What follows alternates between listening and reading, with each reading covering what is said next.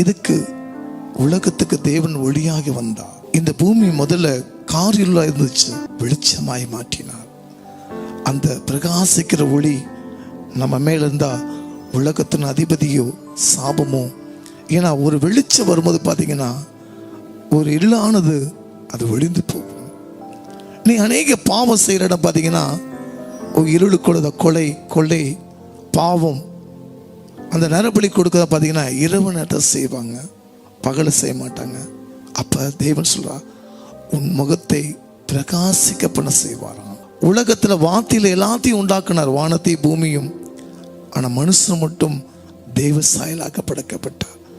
ஒவ்வொரு மனுஷனும் தேவனை போல இருக்கணும், அவன் பிரகாசமாக இருக்கணும்னு சொல்லி தான் படைக்கப்பட்டார். அதே போல தான் சீசர்கள் அந்த 3 ஆண்டுகள் இயேசு ஊழியம் செய்யும் போது அவளுக்கு வரம் பெற்றுக்கல, எந்த வரங்களும் இல்லை, கனிகள் இல்லை.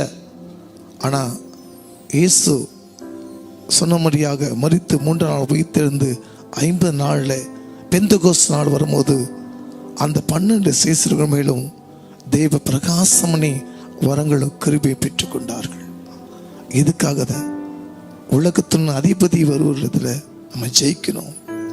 அந்த பிரகாசிக்கும்படியாக உன் முகத்தை தேவன் சாயலாக மாற்றுவாராமா. உன் இருளான வாழ்க்கை தேவன் வெளிச்சமாய் மாற்றி கொடுப்பார். இந்த வெளிச்சம் இருக்கும் போது பாவம் இச்சைகள் எதுவுமே வாழ்க்கையில் வராது. அந்த பரிசுத்த ஜீவத்தை காத்துக்கொள்ளும் போது தான் இயேசு அவர் ஜெபிக்கும் போது கூட இயேசுவோட முகமும் பிரகாசமானது நாங்கள் பார்க்குறோம், மோசேயோட முகமும் பிரகாசமானது பார்க்குறோம். நீங்கள் அந்த பிரகாசிக்கிற மெய்யான ஒளியை நீங்கள் ஜெபிக்கும் போது தேவ சாயலாக இதை மாற்றி கொடுப்போம்.